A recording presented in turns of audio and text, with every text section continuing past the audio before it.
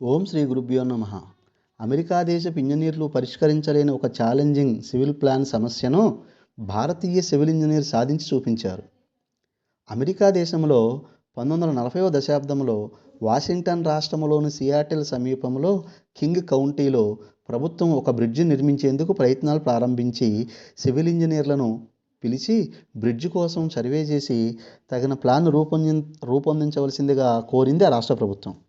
ఆ దేశంలోని ప్రముఖ సివిల్ ఇంజనీర్లు అనేక రకాల ఇంజనీరింగ్ పరిజ్ఞానాన్ని ఉపయోగించి అధునాతన ప్రణాళికలు రూపొందించి ప్రభుత్వానికి సమర్పించారు.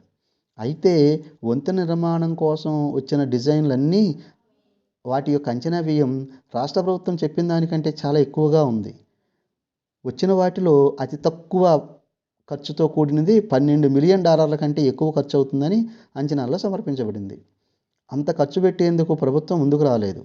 అప్పటికి కొన్నాళ్ల క్రితమే భారత్ నుండి అమెరికాకు వచ్చిన డాక్టర్ ఏకాంబరం బాలకృష్ణన్ అనే భారతీయ సివిల్ ఇంజనీర్ ఆ ప్లాన్ను పరిశీలించి వాటికి కొన్ని చిన్న మార్పులతో ఒక సరికొత్త అద్భుతమైన ప్రణాళికను రూపొందించారు.